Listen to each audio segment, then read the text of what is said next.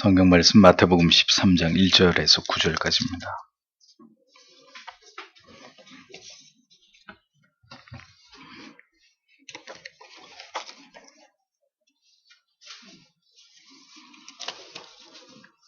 마태복음 13장 1절에서 9절을 다 함께 읽겠습니다. 그날에 예수께서 집에서 나가사 바닷가에 앉으심에 큰 무리가 그에게로 모여들거늘 예수께서 배에 올라가 앉으시고 온 무리는 해변에 섰더니 예수께서 비유로 여러 가지를 저희에게 말씀하여 가라사대 씨를 뿌리는 자가 뿌리러 나가서 뿌릴새 더러는 길가에 떨어짐에 새들이 와서 먹어버렸고 더러는 흙이 얇은 돌밭에 떨어짐에 흙이 깊지 아니하므로 곧 싹이 나오나 해가 돋은 후에 타져서 뿌리가 없으므로 말랐고 더러는 가시떨기 위에 떨어짐에 가시가 자라서 기운을 막았고 더러는 좋은 땅에 떨어짐에 혹 100배, 혹 60배, 혹 30배에 결하였느니라. 귀 있는 자는 들으라 하시니라. 아멘. 도로트 신조 강의 셋째 넷째 교리 9항입니다. 13페이지 9항 같이 읽겠습니다. 말씀으로 부름을 받았으나 깨닫지 못하고 회개하지 않는 사람은 복음이 잘못되고 그리스도께서 부족하시고 또는 하나님께서 그들에게 주시고자 하는 은사가 잘못되어서가 아니고 그 인간 자체에 잘못이 있다. 부름을 받았을 때에 어떤 이는 급박한 상황이 있음에도 불구하고 생명의 말씀을 거부하며 또 어떤 이들은 즉시 기쁨으로 받되 그 속에 뿌리가 없어 잠시 견디다가 말씀을 인하여 환난이나 핍박을 당할 때는 곧 넘어지고 다른 이들은 세상의 염려와 재리의 유혹에 말씀이 막혀 결실지 못하는 것이다. 주님께서는 이것을 씨 뿌리는 자의 비유에서 가르쳐 주셨다. 그렇습니다. 선명한 복음이 선포될 때 일어나게 되는 분명한 반응은 어떤 사람은 그 복음을 깊이 영혼 가운데 받아들이고 그 진리 앞으로 나아오게 되고 어떤 사람은 그 복음을 극렬히 거부하면서 배척하게 되는 것입니다. 하나님께서는 복음이 선포되는 사역을 통해서 오늘도 많은 사람들을 교회 안으로 복음으로 부르십니다. 그들 가운데 어떤 사람들에게는 은사도 주시고 심지어 복음의 영광을 위해서 어떤 힘있게 특별한 능력을 주어서 사용하시기도 하십니다. 그러나 그렇게 복음이 임함으로 일어나는 일들처럼 보이는 어떤 영적이고 거룩한 일들, 많은 변화들이 모두 회심의 증거는 될 수 없는 일들입니다. 주님께서는 이 점을 아주 분명하게 강조하셨습니다. 주의 이름으로 귀신을 내어 쫓았어도, 하늘에서 불을 내렸어도, 하늘의 신령한 은사를 맛보았어도 배도할 사람들, 천국에 들어가지 못할 자들이 분명히 있음을 성경은 이것을 아주 정확하게 명시하고 있습니다. 그렇다면 복음에 무슨 문제가 있는 것일까요? 알미니안주의자들이 주장하는 것처럼 택한 자들에게는 바른 복음이 임하고 유기된 자들에게는 올바르지 않은 복음이 전해졌기 때문일까요? 그렇지 않습니다. 주님께서는 네 가지 밭의 비유를 통해서 분명히 씨앗의 문제가 아니라 밭의 토양의 문제임을 밝히셨습니다. 사도 바울과 바나바가 1차 전도 여행 중에 비시디아 안디옥에서 복음을 전할 때 유대인들이 극렬하게 복음을 거부하면서 받아들이지 않고 그들을 내쫓았습니다. 그때 사도의 일행이 뭐라고 얘기했어요? 사도행전 13장 46절에 보면 하나님의 말씀을 마땅히 먼저 너희에게 전할 것이로되 너희가 버리고 영생 얻음에 합당치 않은 자로 자처하기로 우리가 이방인에게로 향하노라. 이렇게 말씀합니다. 너희가 버리고 뭘 버려요? 복음을 버리고 복음을 거부하고 영생 얻음에 합당치 않은 자로 자처했다. 그렇게 스스로를 드러냈다 이겁니다. 사도는 복음을 받아들이지 않은 책임이 하나님께 있는 게 아니라 그대들, 복음을 거부하는 그들, 개개인에 있다는 사실을 분명하게 명시합니다. 그러니까 하나님이 난 아직 때가 안 됐으니까 이대로 내버려 두는 거야. 언젠가는 구원하시겠지. 이런 잠꼬대 같은 소리 하면 안 된단 말입니다. 요한복음 5장 40절에서 주님이 분명히 말씀하셨죠.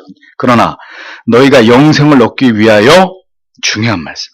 내게 오기를 원하지 아니하는도다. 우리가 알고 있는 어떤 교리적 지식과는 충돌이 일어납니다. 하나님이 전적으로 택해서 찾아오셔서 강권적으로 우리를 불러가지고 구원하시는 거라며 왜 예수님은 여기서 너희가 영생을 얻기 위하여 내게 오기를 원하지 않는도다. 그럼 이건 뭔 얘기인가?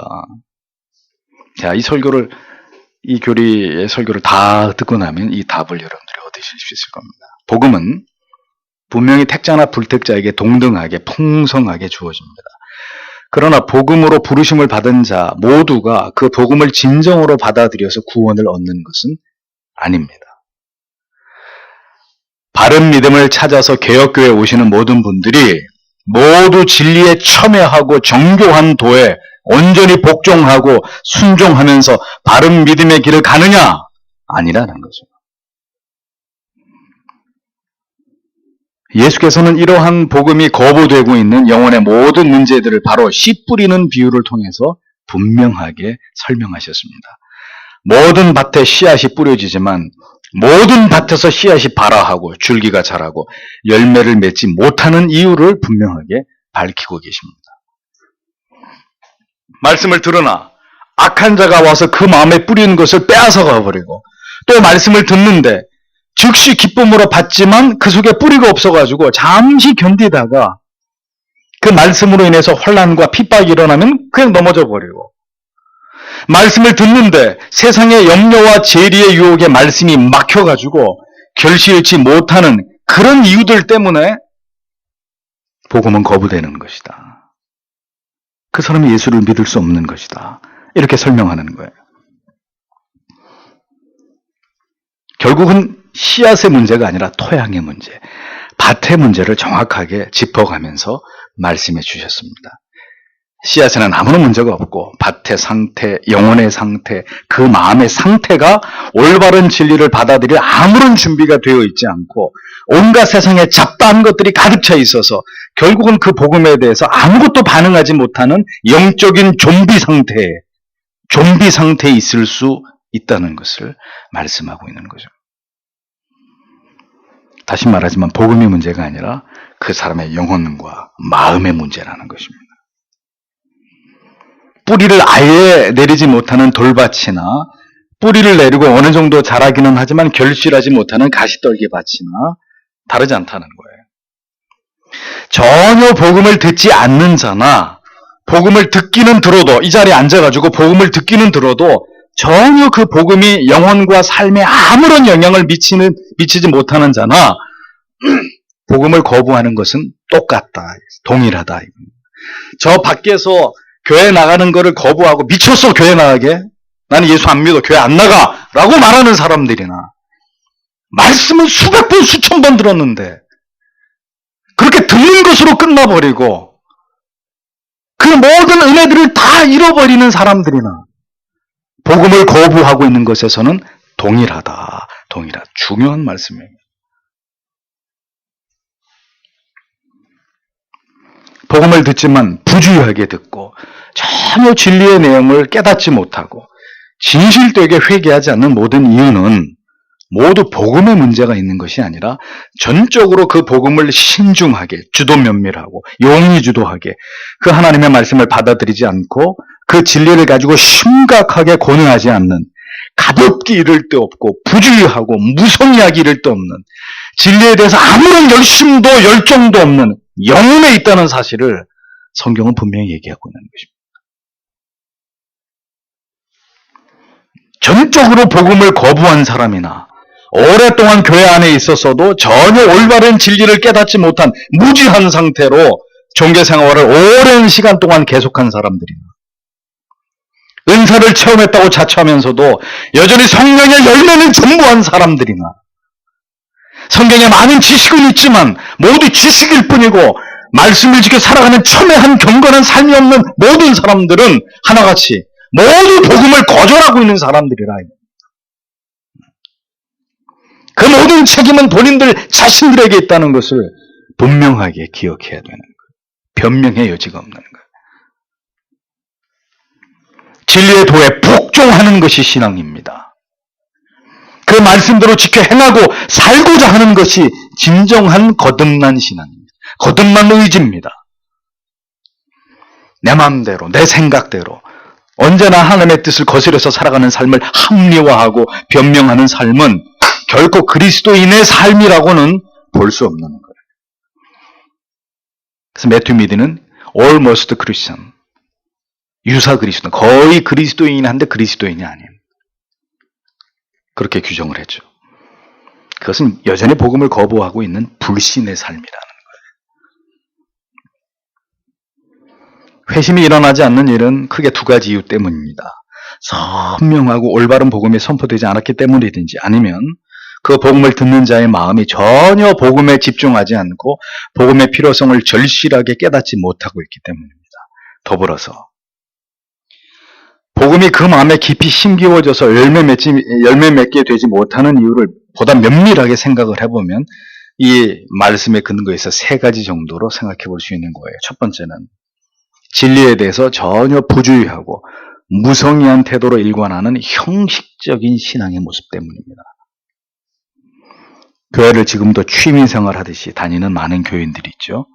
정말 가고 싶지 않은데, 집에서 더 자고 싶은데 할 수 없이 이렇게 끌려나가야 되는, 잘 들으세요. 지금 그런 식으로 종교생활 하시는 분들이 있을 수 있어요. 마음이 여전히 하나님께 집중되어 있지 않고 하나님에 대한 거룩한 두려움이 없어서 아무리 진리를 외쳐도 그 도에 복종하지 않고 세상의 틀에 얽매여서 살아가고 있는, 세속적인 삶을 포기하지 못하고 있는 사람들, 오늘날도 교회 안에 존재하잖아요. 지금 이것이 얼마나 중대한 문제이고 신앙의 성장을 저해하고 복음을 가로막고 있는 불순종인지를 깨달아야 되는 것입니다. 두 번째 이유는 하나님의 말씀을 받으면서 때로는 깊이 찔림을 얻고 두려운 마음이 간헐적으로 들기도 하고, 때로는 말씀을 듣는데 위로도 받고 기쁨도 생기고 뭐 이런 일들이 전혀 없는 건 아니에요. 간헐적으로 있단 말이에요. 그런데 신앙으로 인해서 어떤 어려움이 생기고 곤란한 일이 일어나면 곧바로 말씀을, 신앙의 도를 버리는 거예요. 잠깐만 하나님, 잠깐만 지금은 좀 못 번 채 해주세요 하고 밀쳐내버리고, 그 지금 나한테 당면한 어떤 문제를 지극히 인간적인 방법으로 해결해 나가려고 하는 거죠. 분명히 이러한 자들은 말씀을 들을 때는 깨달음도 있고 어떤 영적인 반응을 보이는 사람들입니다. 전혀 저 밖에 있는 사람들이 아니고 뭔가 이렇게 종교적인 행위를 통해서, 삶을 통해서 어떤 뭔가 체험도 하고 느끼기도 하고 뭐 열렬히 어떨 땐 찬양도 부르고 지금 이런 사람들이에요. 그런데도 실상에서 그 믿음을 적용하고 대입하고자 할 때는 어려움이 닥치고 위기가 몰려오고 불이익이 예상되고 고통이 시작될 때는 즉시 말씀을 버리고 하나님의 어떤 말씀의 원리와 깨달음과 어떤 원칙들을 다 깡그리 무시해버리고 얼른 세상의 방식을 가져오는 거예요. 인간적인 방법을 가지고 오는 거예요. 단언합니다. 말세에 바로 이러한 일들로 인해서 많은 사람들이 배도하게 될 것입니다. 많은 사람들이 분명히 배도하게 될 것입니다. 동성애 반대하는 이런 혐오적 발언하면 구속됩니다. 그러면 그때부터 동성애에 대해서 입 다물 교회들 대한민국이 한 90%는 될 거예요. 이제 그게 참말인지 거짓말인지 곧 알게 됩니다.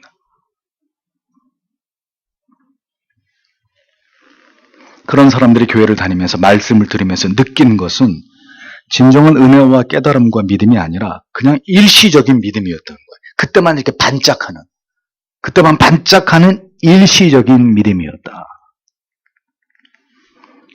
오랜 가뭄에 논바닥에 거북이 등처럼 쩍쩍 갈라져 있어요. 그런데 순식간에 이렇게 먹구름이 몰려오더니 한 5분 동안 소나기가 쫙 내렸단 말이에요. 네. 자, 그럼 해갈이 될까요? 천만에. 소나기가 지나고 한 30분만 쨍한 햇볕이 장렬하면 어떻게 돼요? 다시 원상태로 빠르게 돌아가 버리는 거예요. 네. 그 영혼은 또다시 공고하고 척박한 삶에서 벗어나지 못하는 거예요.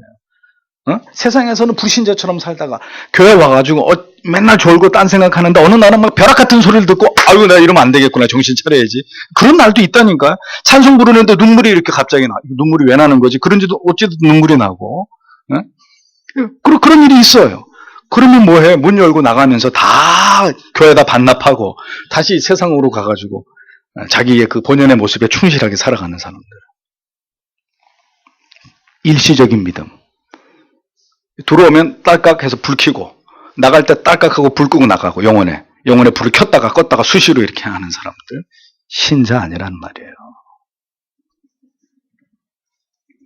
은혜와 깨달음을 얻었다면 성도는 그것을 지키기 위해서 치열하게 살아가야 합니다. 하나님이 주신 은혜를 소홀히 여기고 값싸게 여길 때 은혜는 점점 성도의 삶에서 멀어져 가고 다시 하나님께로부터 은혜를 힘입기 위해서는 많은 힘겨운 날들을 은혜 없이 살아야 되는 척박한 곤고한 날들을 지나가야 되는 문제가 생기는 것입니다. 왜 성도들이 하나님께로부터 큰 은혜를 경험하고 난 이후에도 계속 영적인 침체에 빠져들고 무기력해지는 일들이 일어날까요? 주신 은혜를 붙잡고 열심히 주를 위해서 경건에 진력하면서 그것을 열매로 맺어가기를 원하는 간절함을 잃어버리기 때문입니다. 이유가 무엇 때문일까요? 세상에서 보다 첨예한 그리스도인의 삶을 살아가지 않기 때문인 거예요. 여러분들의 설교를 듣고 집에 돌아가시면서 이를 악물고 내가 이건 끊어야지. 내가 이거 집어 패대기를 쳐가지고 내가 이걸 박살을 내버려야지. 뭔가 나로 하여금 죄에 빠져들게 하는 어떤 문제를 놓고 여러분 그렇게 진지하게 투쟁하듯이 고민하고 행동에 옮기려고 하고 이것만큼은 내가 하나님 앞에 작사를 낼 거다. 이런 마음을 갖습니까? 칼빈에 의하면 200명 중에 2명, 100명 중에 1명이라는 얘기죠. 그 한 명이 누굴까요? 저는 모르겠어요.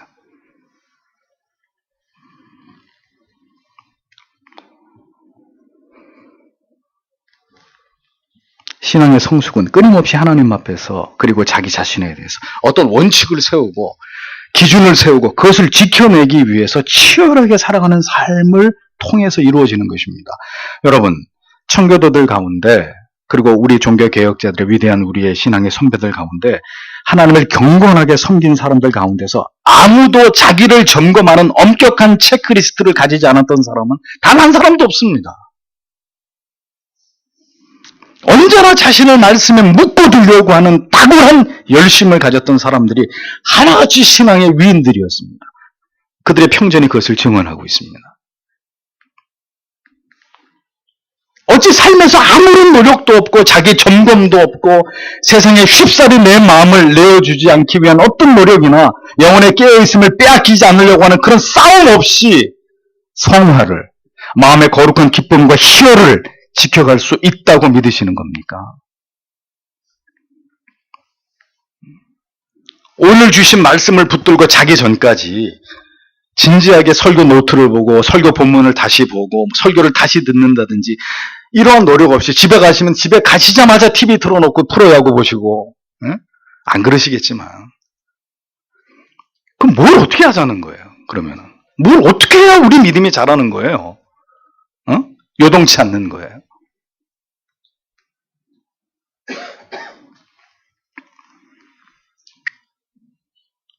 삶 속에 열렬함이 없는데 어찌 우리 마음에 그리스도를 향한 열렬한 사랑과 감화와 감동이 막 저절로 몰려오냔 말이에요. 저절로 막 그냥. 견고하게 진리의 깨달음과 은혜를 붙잡고 그렇게 살고자 하는 결연한 각오와 결의와 삶이 없다면 진리를 깨달았을 때의 그 감격과 기쁨과 뜨거운 가슴은 냉각되어 버리고 다시 빠르게 과거의 구태의연한 육적인 삶으로 빠르게 돌아갈 수밖에 없는 그게 인간이에요. 타락한 인간이에요. 세 번째, 복음을 거절하는 이유는 말씀을 듣고 안도를 하고 그렇게 살고자 하지만 세상에서 살아가면서 겪게 되는 여러 가지 염려와 걱정과 근심으로 인해서 우리의 믿음이 어떻게 흔들리는 거예요. 그래서 앞으로 전혀 한 발짝도 나가지 못하고 계속 공회전 제자리에서 맴도는 거죠. 네, 두려움에 발목 잡힌 신앙의 공회전이 계속되는 이런 케이스입니다. 특별히 그걸 뭐라 그래서 재리의 유혹. 재리의 유혹이 복음을 거절하고 믿음의 성장을 저해하는 가장 큰 문제라고 예수님은 딱 지적하고 있는 거죠. 재리의 유혹이 뭐예요? 물질의 이익이잖아요. 물질의 이익 앞에서 거듭 죄를 범하고 하나님의 계명 어기고 무너지는 것을 의미하는 것입니다. 돈 앞에서, 이익 앞에서 신자의 믿음이 자꾸 무너지는 거예요. 무릎 꿇는 거예요. 결국 돈 앞에서 신앙이 좌절하는 것이고 비굴해지는 것이고 하나님의 뜻에 불순종하게 됨으로 인해서 그 믿음이 자라지 못하고 자랐다가는 주저앉고 계속 그것이 반복되고 있는 거예요. 결국은 결실하지 못하는 불신의 상태에 머무르게 되는 것이다. 열매가 없는 것이다, 열매가. 잘하는 것 같았는데 말라 비틀어서 죽어버리고, 또 잘하는 것 같았는데 그냥 그것으로 끝나버리는, 주님이 경고하고 있는 거예요.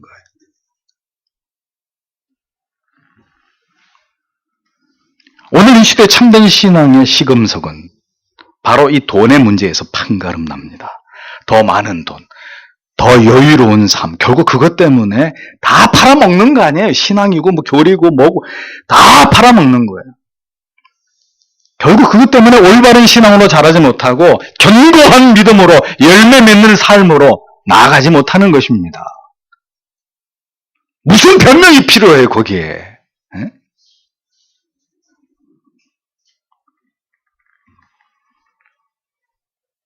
복음을 거절하는 것은 교회를 다니지 않는 것만을 의미하는 것이 절대로 아닙니다. 주의 말씀을 통해서 볼 때 복음에 대한 중대한 거절은 바로 하나님의 말씀을 계속해서 듣고 있는 교회 안에 있는 교인들 안에서도 빈번하게 벌어지고 있는, 지금도 벌어지고 있는 일들이라는 것을 우리는 알 수 있는 것입니다. 진리에 대해서 귀를 막고 세상에서 교회를 등지고 살아가는 사람들만이 복음을 거부하는 사람들이 아니라 교회를 다니고 예배에 정기적으로 참여하고 있다 하더라도 네 가지 밭의 비유 속에서 주님이 분명하게 지적하신 세 가지 밭의 유형의 영혼을 가진 사람이라면 여전히 복음을 거부하고 있는 사람이에요. 그 사람.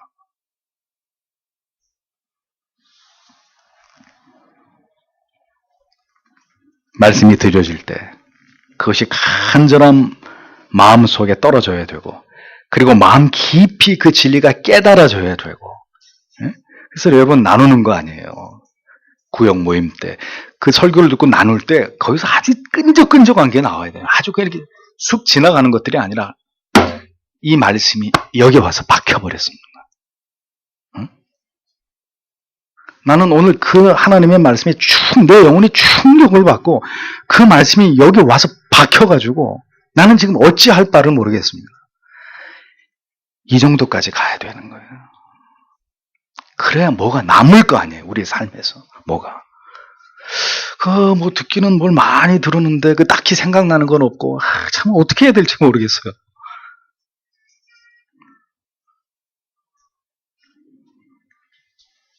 말씀이 들려질 때 마음속에 떨어져야 되고 깨달아야 되고 삶에서 견고하게 그 말씀과 은혜를 붙들어서 무엇에게도 빼앗기거나 소멸되지 않게 해야 될 책임이 누구에게 있어요? 목사에게 있어요? 여러분에게 있는 거예요. 신자에게. 거듭난 성도인 여러분에게 있는 거예요. 오늘 교리는 그 얘기하고 있는 거예요. 이것을 기억하여서 그렇게 살고자 하는 자들에게는 계속해서 부어주시는 하나님의 신령한 은혜들이 있는 것이고, 이 모든 진리를 마음에 두지 않고 교회 문을 열고 나가면서부터 세상과 빠르게 동화되고 세상에 흡수되어 버리는 사람들은 여전히 교회와 세상의 양다리를 걸치고 복음을 거부하고 있는, 진리를 따를 의사가 없이 그저 교회만 충실히 다니고 있는 종교인들일 뿐이라는 거예요. 교인. 머지않아 추수할 날이 다가올 것입니다. 어떤 형태로든 신앙의 진위가 선명하게 가려질 날이 올 것입니다. 결국은 진짜 믿음과 가짜 믿음이, 참된 성도와 거짓된 성도가, 참된 목사와 거짓된 목사가 선명하게 나누어질 날이 다가오고 있습니다. 아주 빠르게. 이미 배도가 일어나고 있고 삼킬 자를 두루 찾는 마귀 사탄의 가공할 유혹 앞에서 배도하는 무리들이 교회 안에서도 일어나고 있습니다. 우리는 과연 옥토밭일까요?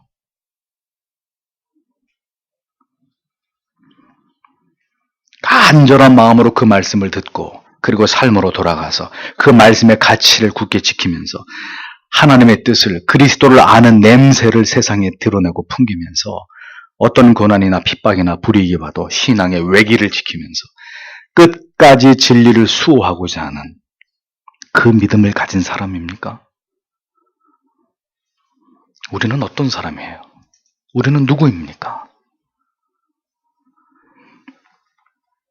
신앙은 장난이 아닙니다. 이제 취미처럼 기독교에서 종교 생활을 하던 시대는 이젠 지나가고 있습니다. 진지하게, 열렬하게, 응? 여러분들이 틈만 나면 스마트폰으로 게임을 하는 그런 열정, 그 이상으로 하나님의 말씀에 집중하지 않으면 믿음이 아닌 거예요. 그 사람은 믿음 있는 사람은 거듭난 사람이 아니에요. 진지하게, 열렬하게 더 많은 신앙의 지식들을 정교하게 듣고 이해할 수 있는 많은 시간들이 지나가 버렸습니다. 여러분 가운데 어떤 분은 그 모든 가르침들을 마음에 잘 새겨서 비약적인 신앙의 진보와 성숙을 나타내시는 분도 계시고, 그 많은 진리가 선포되었음에도 불구하고 영혼의 미동조차 없는 그런 분들도 계십니다. 또한 큰 은혜로 마음이 뜨거워진 때도 있었지만 지금은 차디찬 얼음처럼 식어져 있는 그런 분들도 계실 것입니다. 여전히 신앙의 제자리 걸음 중인 분들도 계실 것이고, 그러나 이걸 한 가지만 기억하십시오.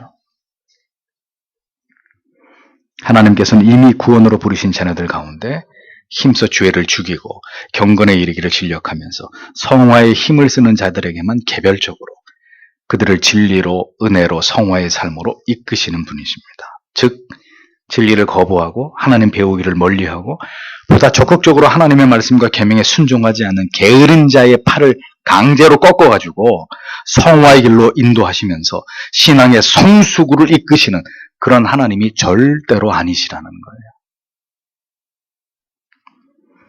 이러한 하나님에 대한 무지가 바로 그렇게 오래 교회를 다니고 설교를 들었어도 여전히 권고하고 척박하고 강팍하고 게으르고 보다 더 영적이고 거룩한 삶을 위해서 어떤 결단도 내리지 못한 채 많은 교인이라고 불리는 사람들이 오늘도 열심히 그저 교회를 다니는 것에서만 만족하면서 살아가고 있는 가장 명백한 이유인 것입니다. 부디 하나님께서 우리 모두의 영혼을 만져주시기를 오늘도 우리는 하나님 앞에 간절히 기도해야 합니다. 그리고 성도 여러분, 깡패가 더 이상 깡패 짓거리 안 하겠다고도 칼 가지고 자기 손가락을 자르고 나 이제 깡패 안 해, 이렇게라도 돌아서는데 신자가 영생을 얻고자 하면서 하나님의 성품을 담겠다고 하면서 그냥 술에 물 탄 듯, 물에 술 탄 듯, 오늘도 그만 내일도 그만, 이런 하나님의 말씀을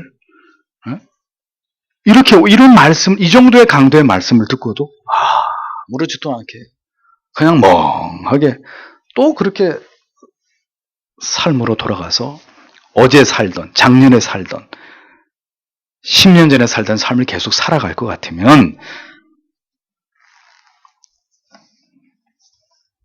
그냥 예수 믿지 마세요. 그냥 교회 오지 마세요. 그냥. 그리고 그냥 세상에서 마음껏 즐기세요. 마음껏. 하고 싶은 거 다 하고, 먹고 싶은 거 다 먹고, 가고 싶은 데 다 가면서 마음대로 사세요. 세상에서. 마음대로. 그냥 괜히 그러면 찝찝하잖아. 그래도 교회라도 한 번씩 나가죠.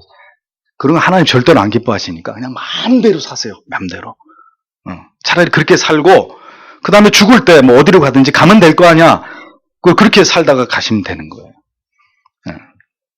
그렇게 하면 간단한 거예요.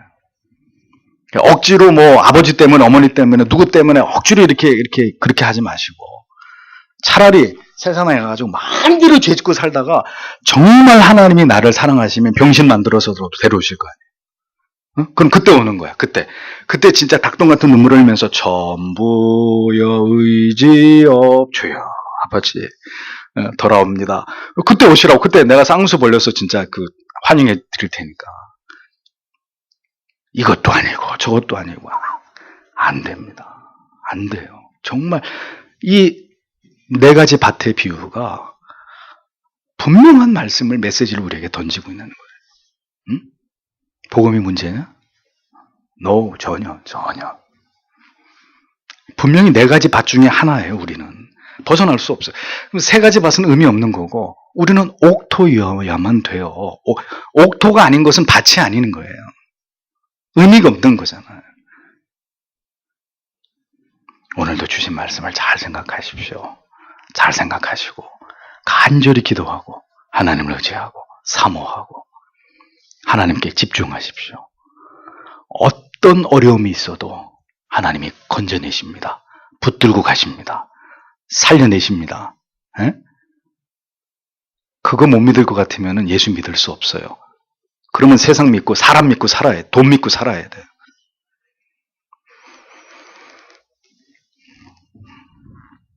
이 말씀을 꼭 기억하시길 바랍니다. 기도하겠습니다.